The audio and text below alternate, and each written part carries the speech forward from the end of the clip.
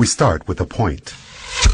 Like the point we know from geometry, it has no size, no dimension. It's just an imaginary idea that indicates a position in a system. A second point, then, can be used to indicate a different position. But it, too, is of indeterminate size. To create the first dimension, all we need is a line joining any two points. A first-dimensional object has length only, no width or depth. If we now take our first-dimensional line and draw a second line crossing the first, we've entered the second dimension. The object we're representing now has a length and a width, but no depth. To help us with imagining the higher dimensions, we're going to represent our second-dimensional object as being created using a second line, which branches off from the first. Now let's imagine a race of two-dimensional creatures called flatlanders. What would it be like to be a flatlander living in their two-dimensional world? A two-dimensional creature would have only length and width, as if they were the royalty on an impossibly flat playing card. Picture this. A flatlander couldn't possibly have a digestive tract because the pipe from their mouth to their bottom would divide them into two pieces. And a flatlander, trying to view our three-dimensional world, would only be able to perceive shapes in two-dimensional cross-sections. A balloon, for instance, would start as a tiny dot, become a hollow circle which inexplicably grows to a certain size, then shrinks back to a dot before popping out of existence. And we three-dimensional human beings would seem very strange indeed to a flatlander. Imagining the third dimension is the easiest for us, because every moment of our lives, that's what we're in. A three-dimensional object has length, width, and height. But here's another way to describe the third dimension. If we imagine an ant walking across a newspaper which is lying on a table, we can pretend that the ant is a flatlander, walking along on a flat two-dimensional newspaper world. If that paper is now folded in the middle, we create a way for our flatlander ant to magically disappear from one position in his two-dimensional world and be instantly transported to another.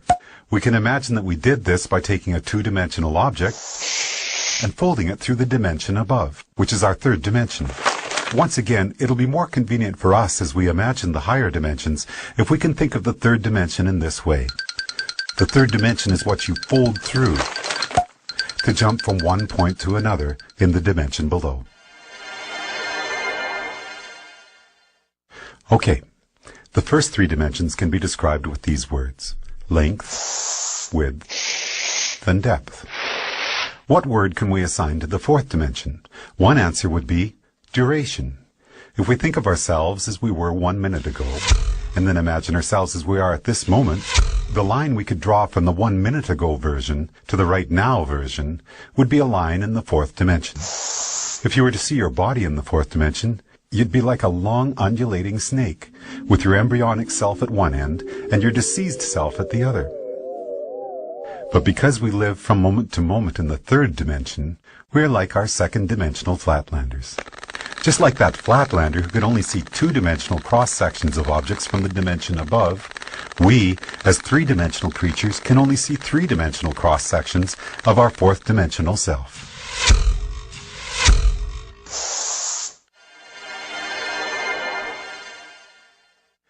One of the most intriguing aspects of there being one dimension stacked on another is that down here in the dimensions below we can be unaware of our motion in the dimensions above.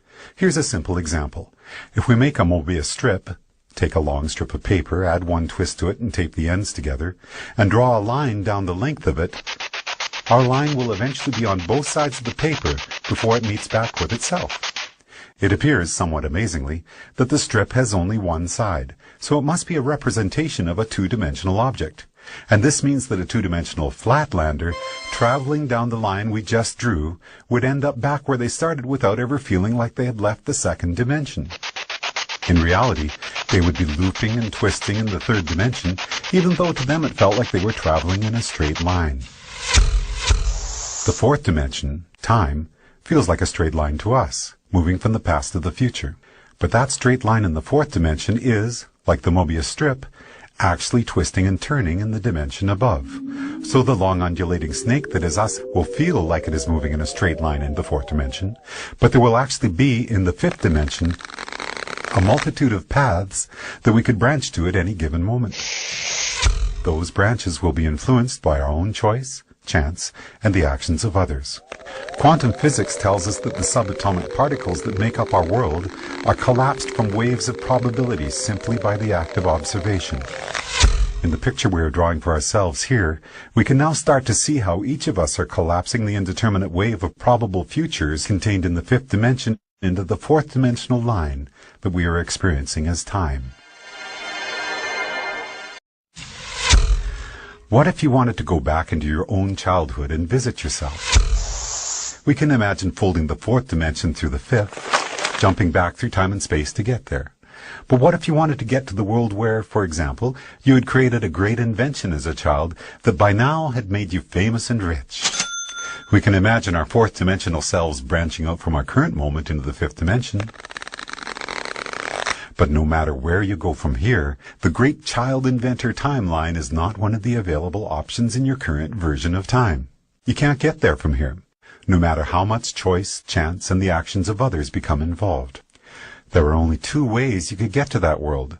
One would be to travel back in time, somehow trigger the events that caused you to come up with your invention, then travel forward in the fifth dimension to see one of the possible new worlds that might have resulted. But that would be taking the long way. The shortcut we could take would involve us folding the fifth dimension through the sixth dimension, which allows us to instantly jump from our current position to a different fifth dimensional line. In our description of the fourth dimension, we imagine taking the dimension below and conceiving of it as a single point. The fourth dimension is a line which can join the universe as it was 1 minute ago to the universe as it is right now. Or, in the biggest picture possible, we could say that the fourth dimension is a line which joins the Big Bang to one of the possible endings of our universe. Now, as we enter the seventh dimension, we're about to imagine a line which treats the entire sixth dimension as if it were a single point. To do that, we have to imagine all the possible timelines, which could have started from our Big Bang, joined to all the possible endings for our universe, a concept which we often refer to as infinity, and treat them all as a single point. So for us, a point in the seventh dimension would be infinity, all possible timelines which could have or will have occurred from our Big Bang. When we describe infinity as being a point in the seventh dimension, we're only imagining part of the picture. If we're drawing a seventh dimensional line, we need to be able to imagine what a different point in the seventh dimension is going to be, because that's what our line is going to be joined to. But how can there be anything more than infinity? The answer is, there can be other completely different infinities created through initial conditions, which are different from our own Big Bang. Different initial conditions will create different universes, where the basic physical laws such as gravity or the speed of light are not the same as ours. And the resulting branching timelines from that universe's beginning to all its possible endings will create an infinity which is completely separate from the one which is associated with our own universe. So the line we draw in the seventh dimension will join one of those infinities to another. And as boggling as the magnitude of what we're exploring here might be, if we were to branch off from that seventh dimensional line to draw a line to yet another infinity, we'd then be entering the eighth dimension. As we've explored already, we can jump from one point in any dimension to another simply by folding it through the dimension above. If our ant on the newspaper were a two-dimensional flatlander, then folding his two-dimensional world to the third dimension would allow him to magically disappear from one location and appear in a different one.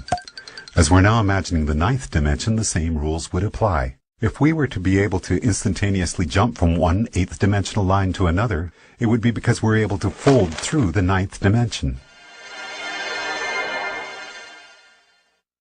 Before we discuss the first dimension, we could say that we first started out with dimension 0, which is the geometrical concept of the point. A point indicates a location in a system, and each point is of indeterminate size. The first dimension then takes two of these points and joins them with a line. When we imagined the fourth dimension, it was as if we were treating the entirety of three-dimensional space in a particular state as a single point, and drawing a fourth-dimensional line to another point, representing space as it is in a different state. We often refer to the line we have just drawn as time. Then, in the 7th dimension, we treated all of the possible timelines which could be generated from our Big Bang as if this were a single point, and imagine drawing a line to a point representing all the possible timelines for a completely different universe. Now, as we enter the 10th dimension, we have to imagine all the possible branches for all the possible timelines of all the possible universes and treat that as a single point in the 10th dimension. So far, so good. But this is where we hit a roadblock. If we're going to imagine the 10th dimension as continuing the cycle and being a line, then we're going to have to imagine a different point that we can draw that line to. But there's no place left to go. By the time we have imagined all possible timelines for all possible universes as being a single point in the 10th dimension, it appears that our journey is done. In string theory, physicists tell us that superstrings vibrating in the 10th dimension are what create the subatomic particles which make up our universe, and all of the other possible universes as well. In other words, all possibilities are contained within the 10th dimension, which would appear to be the concept we have just built for ourselves, as we imagined the 10 dimensions built one upon another.